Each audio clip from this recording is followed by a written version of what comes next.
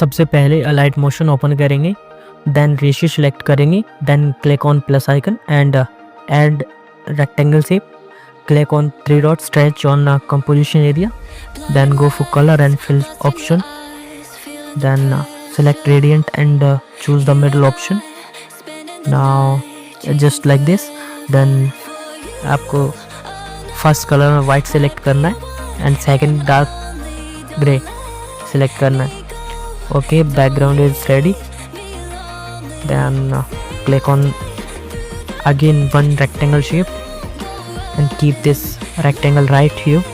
Okay, now you can change the color and then we'll go for effects. The effect called stripes.